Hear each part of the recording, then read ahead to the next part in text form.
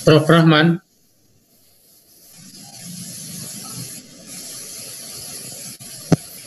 Atau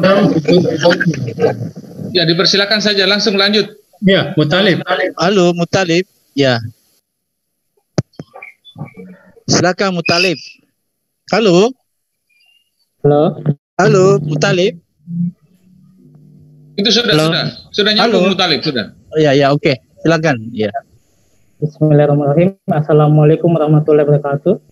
Waalaikumsalam. Presentasikan tentang hasil penelitian saya yang berjudul perbandingan hasil belajar matematika yang diajar melalui pendekatan open-ended dan problem posing dalam pembelajaran kolaboratif yang ditinjau dari kemampuan awal peserta didik pada kelas 8 SMP Negeri 3 Dopitue Kabupaten Sidrap. Adapun masalahnya ada 10. Yang pertama itu adalah bagaimana deskripsi hasil belajar peserta didik yang diajar melalui pendekatan open-ended dan problem posing dalam pembelajaran kolaboratif. Kemudian yang kedua, apakah terdapat perbedaan hasil belajar peserta didik berkemampuan awal tinggi yang diajar melalui pendekatan open-ended dan problem posing dalam pembelajaran kolaboratif. Yang ketiga, apakah terdapat perbedaan ketuntasan hasil belajar peserta didik berkemampuan awal tinggi yang diajar melalui pendekatan open-ended dan problem posing. Kemudian yang keempat adalah apakah terdapat perbedaan peningkatan hasil belajar peserta didik berkemampuan awal tinggi yang diajar melalui pendekatan open-ended dan problem posing dalam pembelajaran kolaboratif. Kemudian yang kelima adalah apakah terdapat perbedaan hasil belajar peserta didik berkemampuan awal sedang yang diajar melalui pendekatan open-ended dan problem posing dalam pembelajaran kolaboratif. Kemudian yang keenam adalah apakah terdapat perbedaan ketuntasan hasil belajar peserta didik berkemampuan awal sedang yang diajar melalui pendekatan open-ended dan problem posing.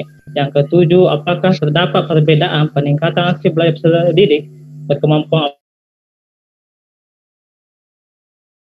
pembelajaran kolaboratif.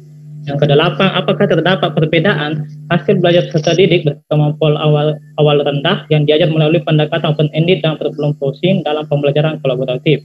Kemudian yang kesembilan adalah apakah terdapat perbedaan ketuntasan hasil belajar peserta didik berkemampuan awal rendah yang diajar melalui pendekatan open-ended dan problem posing dalam pembelajaran kolaboratif.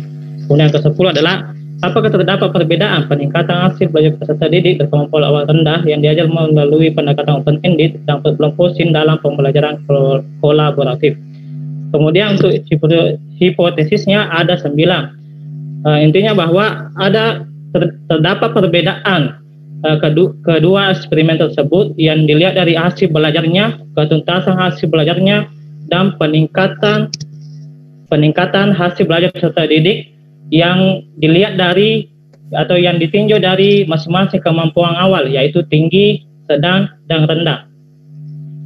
Kemudian untuk sampelnya, eksperimen pertama itu kelas 8A berjumlah 27 peserta didik. Kemudian eksperimen kedua kelas 8C berjumlah 26 peserta didik.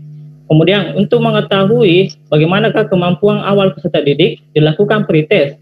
Setelah melakukan pretest, ada untuk kategori tinggi, untuk nilai 80 sampai 100, ada 4 peserta didik di eksperimen 1. Kemudian di 6 orang atau 6 peserta didik di eksperimen kedua. Kemudian kategori sedang untuk nilai 60 sampai 79.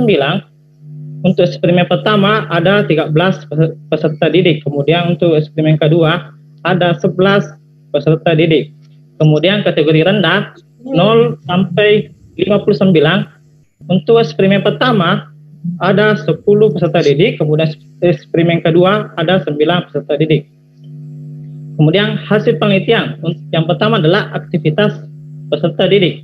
Pada aspek ini, pendekatan open-ended dan problem posing dalam pembelajaran kolaboratif menunjukkan rata-rata persentase aktivitas yaitu sebesar 67,50% untuk eksperimen pertama dan 79,63% untuk eksperimen kedua dengan nilai ideal 100%. Berdasarkan tabel interpretasi aktivitas peserta didik, nilai ini termasuk dalam kategori baik. Kemudian itu adalah keterlaksanaan pembelajaran. Pada aspek keterlaksanaan, nilai rata-ratanya yaitu 2,84 untuk eksperimen pertama dan 3,15 untuk eksperimen kedua dengan nilai ideal 4,00. Ini menunjukkan bahwa keterlaksanaan pembelajaran yang dilakukan oleh peneliti terlaksana dengan baik. Kemudian Untuk hasil belajar peserta didik, untuk kemampuan awal tinggi, nilai rata-ratanya yaitu 89,75 untuk eksperimen pertama dan 92,33 untuk eksperimen kedua. Dengan nilai ideal 100, berada pada kategori tinggi dan sangat tinggi. Untuk ketuntasan belajar, siswa menunjukkan bahwa kedua eksperimen tersebut berada pada kategori tuntas, yang dimana menunjukkan pencapaian ketuntasan secara klasikal yaitu 100%. Dan untuk nilai gennya yaitu 0,28 dan 0,55. Dengan nilai ideal lebih besar sama dengan 0,7. Berada pada kategori rendah untuk eksperimen pertama dan sedang untuk eksperimen. Untuk hasil uji T menunjukkan nilai signifikan sebesar 0,602, lebih besar 0,05 sesuai dasar pengambilan keputusan uji T, maka dapat disimpulkan bahwa tidak ada perbedaan hasil belajar matematika yang diajar melalui pendekatan open-ended dan berkelompok dalam pembelajaran kolaboratif untuk peserta didik yang berkemampuan awal tinggi. Kemudian untuk berkemampuan awal sedang, nilai rata-ratanya yaitu 83,69 dan 90,18 dengan nilai ideal 100. Berada pada kategori tinggi untuk eksperimen pertama dan sangat tinggi untuk eksperimen kedua. Untuk ketuntasan belajar peserta didik menunjukkan bahwa kedua eksperimen tersebut berada pada kategori tuntas, yang dimana menunjukkan pencapaian ketuntasan secara klasikal melebihi 80%, dan untuk nilai gennya masing-masing adalah 0,44 eksperimen pertama dan 0,71 untuk eksperimen kedua, berada pada kategori sedang dan tinggi. Kemudian untuk hasil uji T menunjukkan nilai signifikan sebesar 0,09, lebih besar dari 0,05. Sesuai dasar pengambilan keputusan uji T, maka dapat disimpulkan bahwa tidak ada perbedaan hasil belajar matematika yang diajar melalui pendekatan open-ended dan berkelompok dalam pembelajaran kolaboratif untuk peserta didik yang berkemampuan awal sedang. Kemudian untuk peserta didik yang berkemampuan rendah, nilai rata-ratanya yaitu 77,10 untuk eksperimen pertama dan 85,67 untuk eksperimen kedua dengan nilai ideal 100, berada pada kategori cukup dan tinggi. Kemudian keputusan belajarnya menunjukkan bahwa untuk eksperimen pertama tidak terjadi ketuntasan belajar secara klasikal karena tidak mencapai 80%, sedangkan untuk eksperimen kedua berada pada kategori tuntas, yang dimana menunjukkan pencapaian ketuntasan secara klasikal melebihi 80%. Kemudian untuk nilai gen 0,59 untuk eksperimen pertama, kemudian untuk eksperimen kedua 0,74, berada pada kategori sedang dan tinggi. Kemudian untuk hasil uji T menunjukkan nilai signifikan sebesar 0,122, lebih besar dari 0,05 sesuai dasar pengambilan keputusan, maka dapat disimpulkan bahwa tidak ada perbedaan hasil belajar matematika yang diajar melalui pendekatan open-ended dan berkelompok dalam pembelajaran kolaboratif untuk peserta didik yang berkemampuan awal rendah. Ya, demikian dari saya. Terima kasih.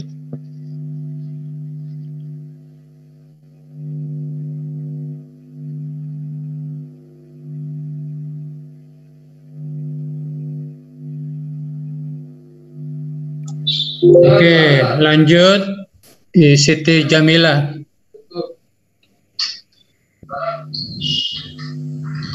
Halo. Iya, Pak. Siti Jamila. Iya, Prof. Ya, Siti Jamila.